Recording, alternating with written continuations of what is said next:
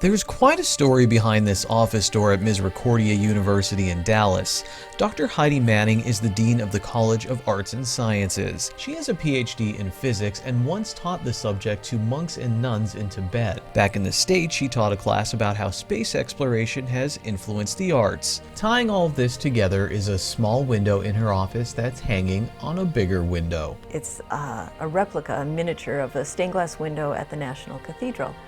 And I really like that window because in the center of that window is a moon rock that the Apollo astronauts brought back from the moon, gave to the National Cathedral, and they embedded it into one of the windows that's there. So a piece of the moon is in Washington, D.C. in the National Cathedral. I think that's the joy of it. Learning is not just in different silos.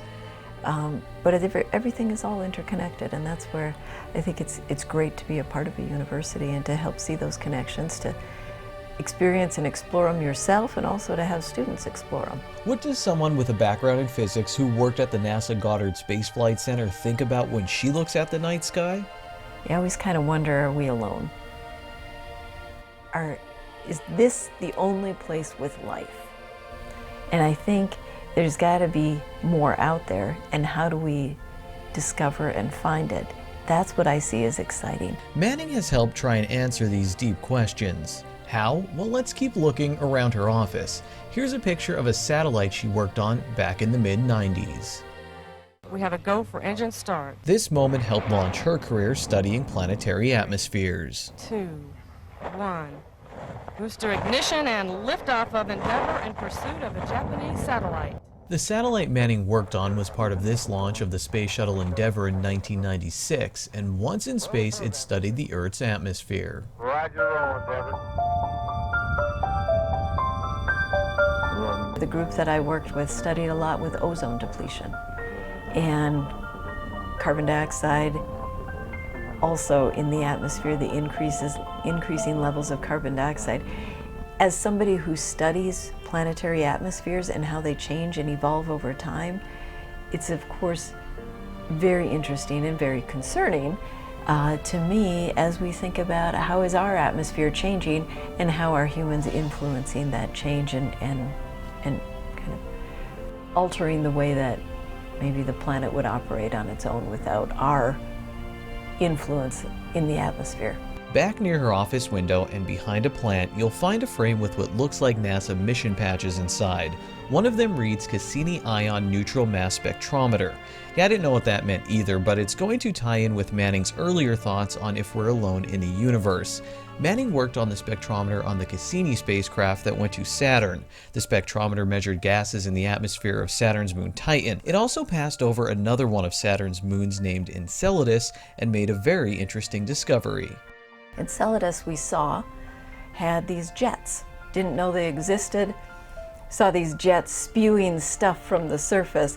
When the spacecraft flew through it, the instrument that I worked on, the mass spectrometer, measured the composition of that. And that's how we determined that it was water that was coming from underneath the surface of Enceladus, giving us the idea that there's a lake or an ocean under the surface that's being expelled through kind of like a geyser. Nobody knew this was out there. You had to make the instrument robust and versatile enough that it could measure things that you hadn't anticipated. This is directly from a NASA website on the Cassini mission. With its global ocean, unique chemistry, and internal heat, Enceladus has become a promising lead in our search for worlds where life could exist. Sitting on a shelf in Manning's office are some little models of different spacecraft, and one of them will really pique your curiosity. Manning took a year's sabbatical to help analyze data coming back from the Mars Curiosity rover. They measured some heavy noble gases, and that means we know in the past Mars was warm and wet. It had to have had a more substantial atmosphere. How did Mars lose its atmosphere? Those noble gases that are non-reactive, because they're not reacting, we can study how were they lost? And that will tell us if the atmosphere was lost into space or if it's chemically reacted and buried in the surface. And what these clues that we got from those krypton and xenon measurements was that the atmosphere was lost to space. Before leaving Manning's office, I noticed an astronaut and scientist Barbie doll near her window. I think it's important that everyone has the opportunity to explore and do what they want to do. If you have a passion for science, no matter if you're a man or a woman, you should be able to go and pursue your passion. And to feel that you can be a part of it, and to not feel that's something for the boys. That's not something I could do. I don't want any young girl growing up feeling that, oh, that's a boy thing, I can't do that. It's very important, I think, to have those role models, to be involved. And for me, it's been very exciting being involved with the Curiosity rover. There's a tremendous number of women involved in the project. And one year we had this photo of all the women involved in the Curiosity rover.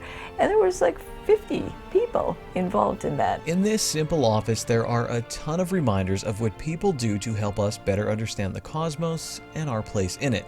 A big thanks to Dr. Heidi Manning for letting us take a look around. Reporting from Planet Earth for SSPTV News, I'm Ken Kara.